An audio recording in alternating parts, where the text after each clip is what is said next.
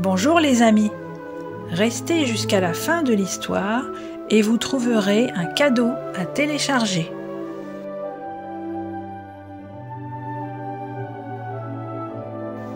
Au pays des jouets. Pinocchio tient sa promesse. Il va à l'école et devient un bon élève. Il croit son père disparu car son bateau a fait naufrage. Malgré cela, il est heureux chez la fée qui s'occupe de lui comme une maman. Elle lui promet qu'il deviendra bientôt un vrai petit garçon.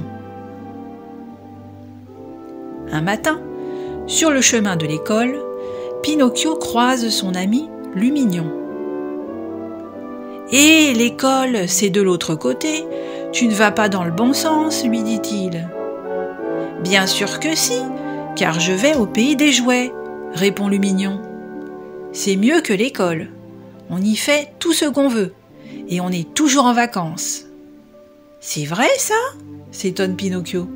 « Oui, comme je te le dis, viens avec moi et tu verras. »« Oh, j'aimerais bien, » soupire Pinocchio, « mais j'ai promis d'aller à l'école. »« Tu iras une autre fois, » dit Lumignon. Et voilà qu'arrive une carriole tirée par de petits ânes. « C'est la voiture qui nous emmène au pays des jouets, le plus beau pays du monde !» s'écrie Lumignon, tout excité. « Alors, tu viens ?» La voiture est pleine d'enfants bruyants. Pinocchio hésite. Puis, en entendant « Attention au départ !» il bondit à côté de Lumignon. Le cocher fait claquer son fouet et dit « Les garçons ! Je veux dire les ânons !»« Tu vas voir, on va bien s'amuser, » dit Lumignon à Pinocchio.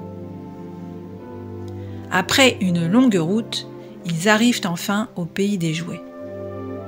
« Bienvenue au paradis des enfants !» s'exclame le cocher. « Faites toutes les ânes, tout ce que vous voulez, et je reviendrai vous chercher dans quelque temps. » C'est vrai que ce pays est un paradis. Partout, des enfants jouent, au ballon, aux billes, à la marelle, déguisés en pirates ou en chevaliers. Des manèges et des petits théâtres trônent sur les places. Des ballons et des cerfs-volants flottent dans le ciel. Du matin au soir, Pinocchio se gave de sucreries, dort quand il veut et s'amuse comme un petit fou. Les jours filent ainsi sans travailler ni rien apprendre. Hélas, un matin, Pinocchio voit que deux grandes oreilles d'âne ont poussé sur sa petite tête de bois. Affolé, il court voir Lumignon. « Au secours, j'ai des oreilles d'âne qui me poussent !» Une drôle de voix lui répond.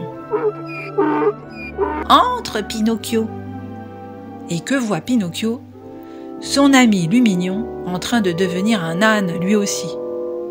En plus des oreilles, des poils ont poussé sur son dos, une longue queue lui pend au derrière et des sabots remplacent ses mains et ses pieds. « Toi aussi, tu as une queue derrière ?» braie Lumignon. Pinocchio se retourne et constate que c'est vrai, il a une queue lui aussi. « Pauvre de moi !» pleure-t-il. « J'aurais dû écouter la fée et aller à l'école au lieu de venir ici.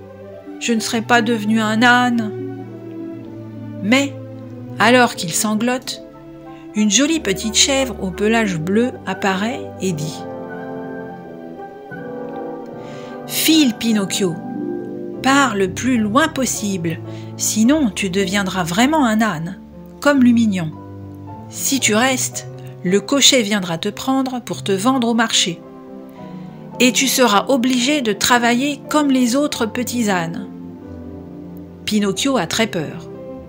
Pour une fois, il écoute le sage conseil de l'étrange petite chèvre bleue, dont la voix ressemble fort à celle de sa bonne fée. Et il s'enfuit à toutes jambes. Il court longtemps, longtemps, jusqu'à la mer. Il saute à l'eau et se met à nager, nager, nager. Et ouf! Au contact de l'eau de mer, Pinocchio redevient un petit pantin de bois comme avant, sans queue ni oreille d'âne.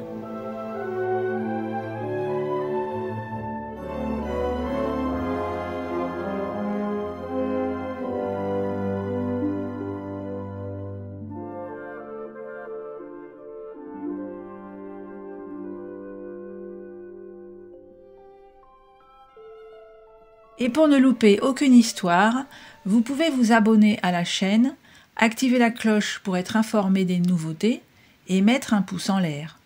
À très bientôt les amis!